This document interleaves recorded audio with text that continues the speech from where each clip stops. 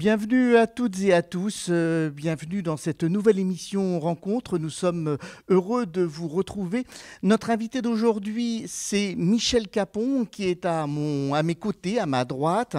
Michel Capon est bénévole sur l'ensemble paroissial Saint-Louis et Sacré-Cœur de Moustoir à Lorient et elle a reçu la médaille du mérite diocésain le 10 janvier 2025, donc c'est tout récent, avec une autre bénévole de la paroisse en la personne d'Evelyne Hayet. C'est pour ça que vous êtes aujourd'hui avec nous, Michel Capon. Une médaille remise par Monseigneur Raymond Santène, l'évêque de Vannes.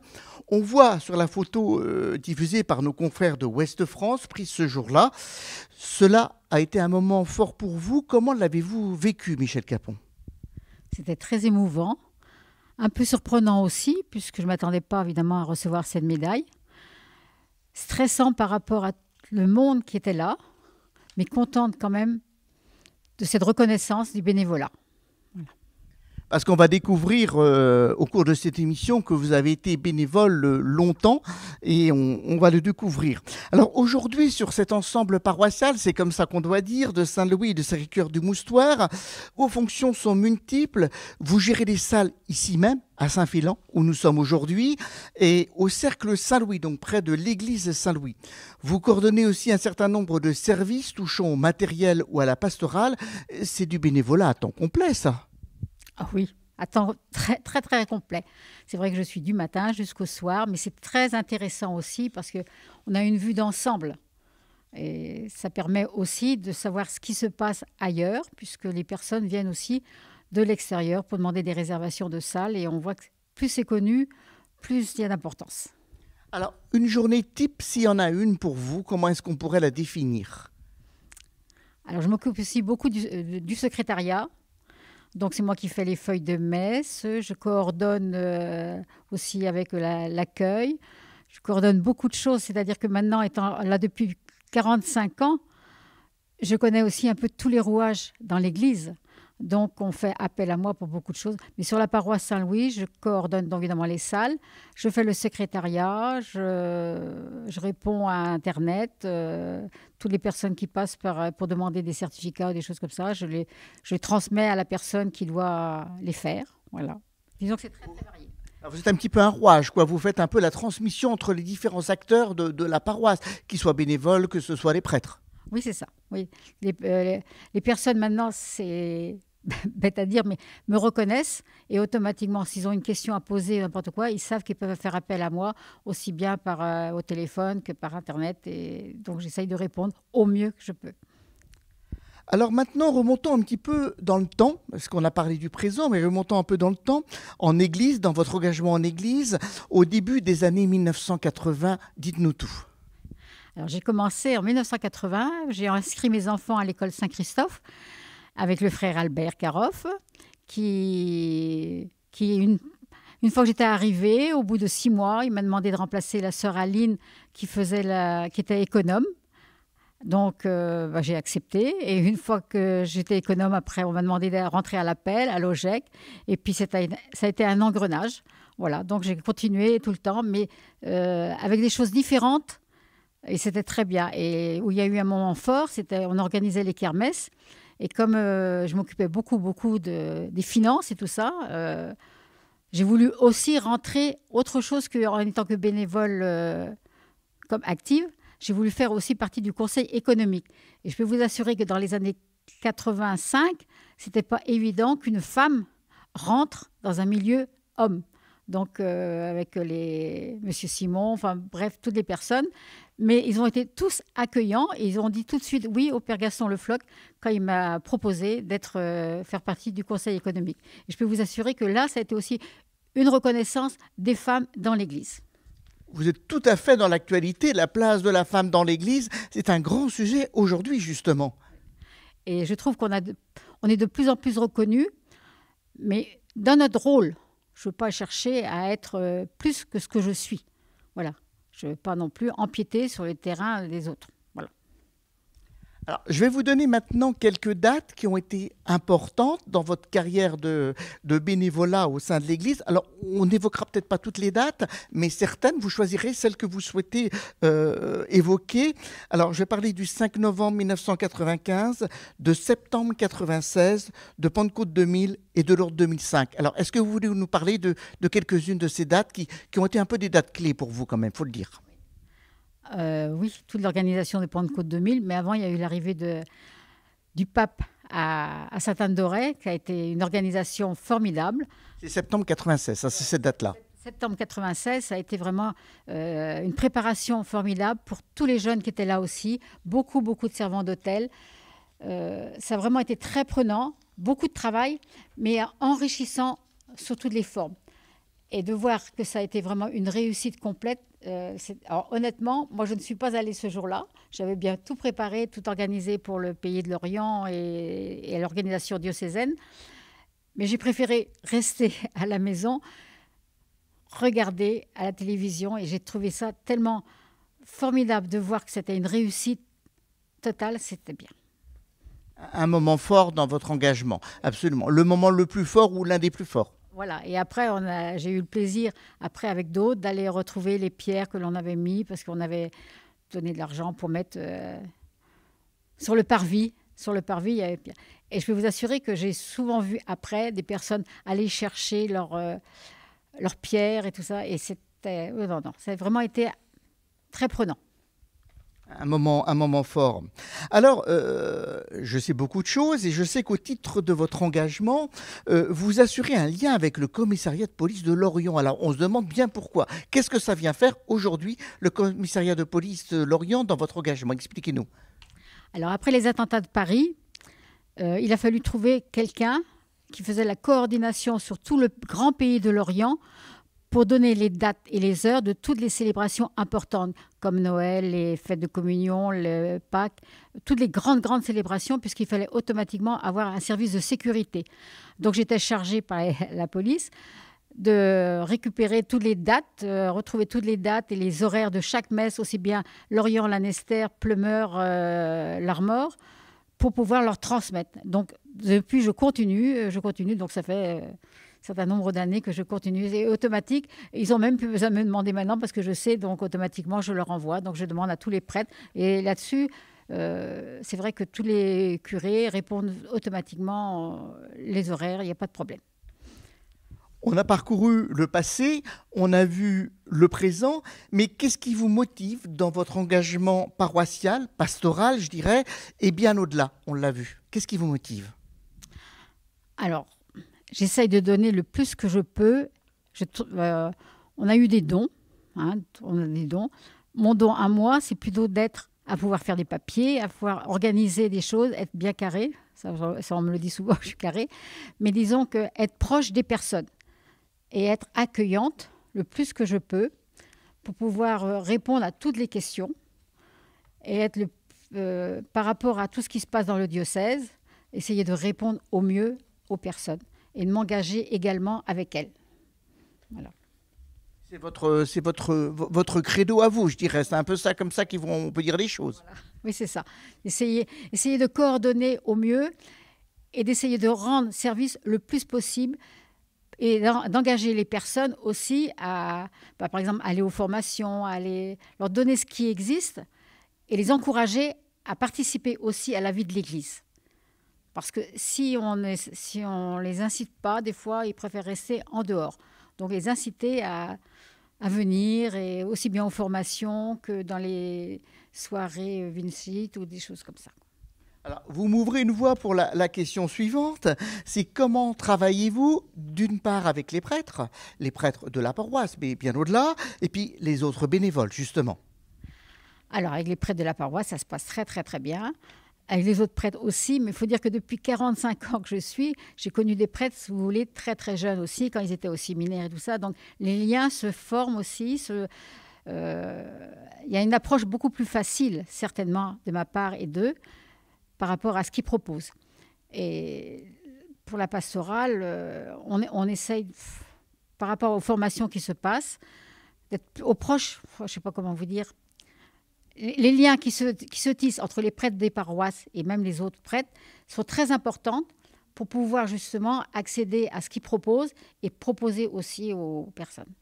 Voilà. Mais on travaille avec les prêtres de Saint-Louis qui sont nouveaux, ils sont là depuis 4 ans maintenant. C'est les prêtres de l'oratoire.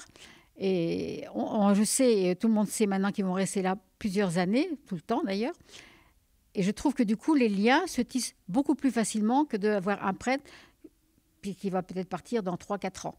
Donc il y a une intimité qui se passe qui est très importante, je pense, de découvrir en même temps les uns et les autres. Parce que chaque paroisse, alors je pense à Lorient, mais bien au-delà, a un petit peu sa personnalité, sa façon de faire et son originalité, je dirais, d'une certaine façon. Oui, bien sûr. Et c'est pour ça qu'il y a certains prêtres qui... Lorient a la paroisse Saint-Louis aussi, il y a une certaine structure. Ça ne plaît pas non plus, ça n'a pas plu à certains prêtres, parce que c'était trop... je sais pas. Et c'est la ville de Lorient qui fait ça aussi. Bon, il paraît, moi je connais pas, il paraît qu'on a une certaine façon d'être différente d'ailleurs. Donc il faut aussi que le prêtre qui vient de l'extérieur puisse s'adapter. Et des fois, ce n'est pas facile. Donc, mais les prêtres ici connaissaient l'Orient, certains toujours. Donc l'adaptation se fait bien et je pense qu'ils sont appréciés, comme les prêtres qui vont ailleurs sont appréciés aussi, suivant les paroissiens. Mais de toute façon, on n'empêchera pas, dès qu'il y a un prêtre qui change, qu'il y en a qui partent et puis il y en a d'autres qui reviennent. Et ça a toujours été comme ça. Ce que vous voulez dire, c'est qu'en Église, Lorient a une certaine indépendance par rapport au reste du diocèse. C'est un petit peu ça que vous dites. Ça a toujours été dit, ça. Qu'on était la deuxième, il y a l'évêché et il y a Lorient. Et c'est vrai que ça a toujours été, moi qui suis née à Lorient, j'ai toujours entendu ça. Ça a toujours été comme ça. Mais je pense que ça diminue, je pense, cette différence-là maintenant. Dans mon esprit, ça diminue. Mais c'est vrai que ça a toujours été... Il y avait Lorient, il y avait Vannes et il y avait Lorient. Voilà, c'est clair et net, ça a toujours été comme ça. Avec des liens qui étaient parfois compliqués, c'est moins vrai aujourd'hui. Ah oui. Les liens se tissent quand même entre le diocèse, Vannes, et puis oui. Alors justement, l'Église catholique à Lorient, ce sont plusieurs paroisses, mais aussi d'autres paroisses dans le Doyenné. Je parle de l'Anester de Caudan-de-Groix, des paroisses que l'on connaît bien sur la chaîne, puisqu'on est allé retransmettre des célébrations là-bas. L'Église est encore bien présente et semble pourtant en recul. Qu'en pensez-vous ? Je ne dirais pas forcément ça, parce que, vous voyez, mercredi, c'était le mercredi des cendres. Je peux vous assurer que moi, j'ai été surprise quand même du nombre de jeunes qui étaient, par exemple, au Sacré-Cœur. L'église était presque pleine. Il y avait beaucoup de jeunes. Des jeunes familles, mais des enfants, des jeunes qui sont encore au collège, au lycée et tout ça, ils étaient présents. Et dans les paroisses environnantes, c'est la même chose. Je sais qu'à Sainte-Bernadette, c'est plein de familles aussi avec des enfants. Donc, c'est une certaine catégorie peut-être qui a arrêté, mais il y a vraiment un renouveau avec les jeunes. Voilà. Et dans votre sens, on pourrait dire qu'il y a beaucoup de catéchumènes, jeunes et moins jeunes, mais qu'il y en a beaucoup dans l'ensemble des paroisses. Oui. Dans tout l'ensemble des paroisses, il y a beaucoup de catéchumènes. Chez nous, on en a aussi pas mal. Et de plus en plus jeunes. Et même des adultes qui ont déjà 35-40 ans et qui viennent à l'église. Et il y en a pas mal qui vont être baptisés pour Pâques, justement. Et l'entrée en catéchuménat, c'est dimanche, c'est demain. Voilà. Quels sont pour vous les projets pastoraux auxquels vous êtes actifs dans la préparation ou qui vous touchent particulièrement au niveau du diocèse ?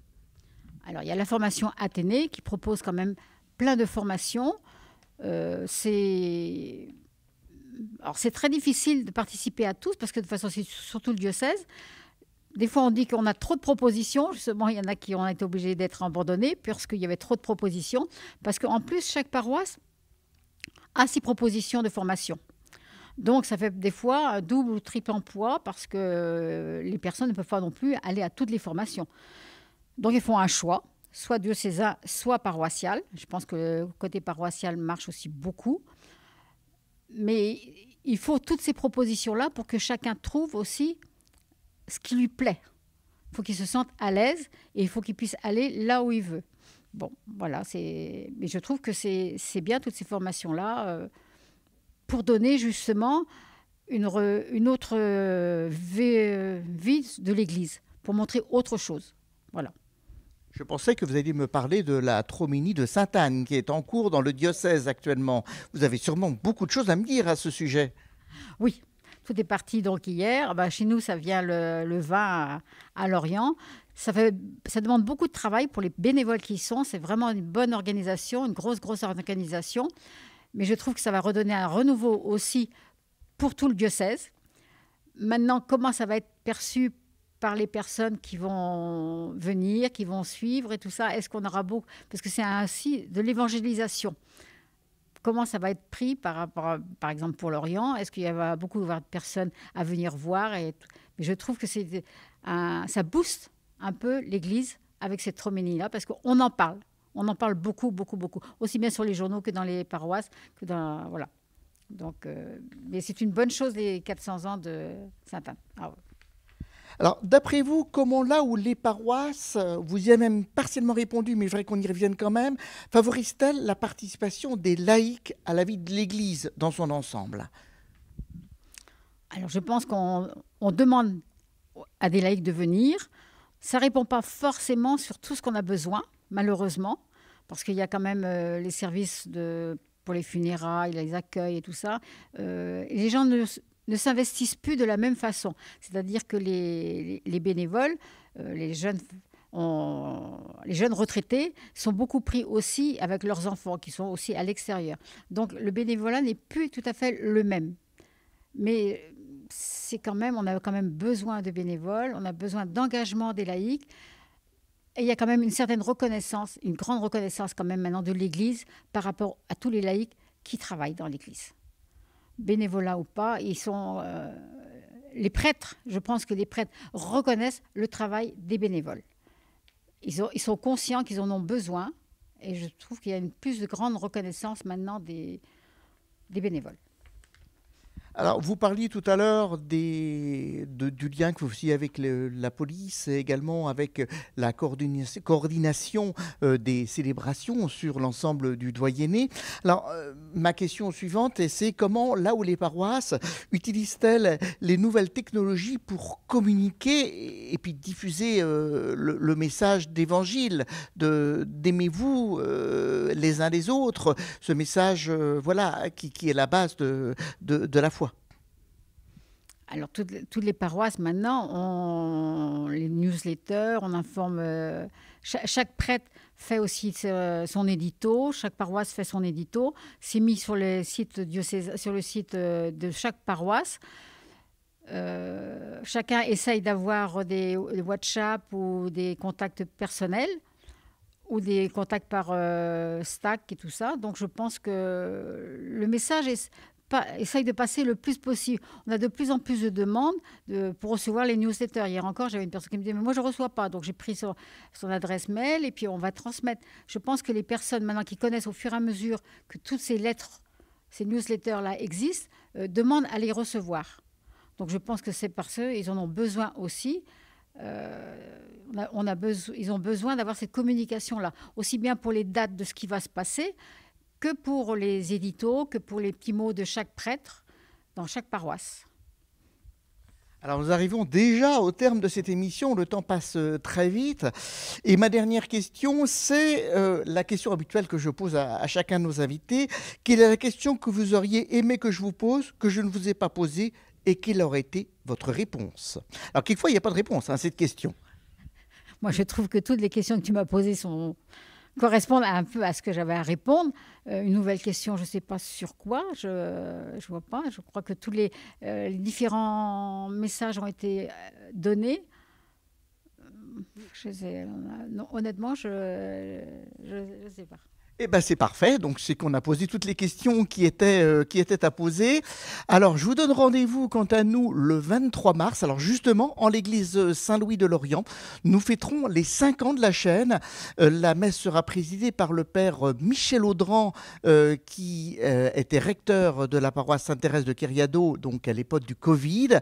Et puis également, sera présent le vicaire général Antoine de Roec. Donc, rendez-vous le 23 mars à 11h en l'église Saint-Louis. On vous y attend en chair et en os, j'allais dire, pour fêter ce moment un petit peu exceptionnel de la chaîne.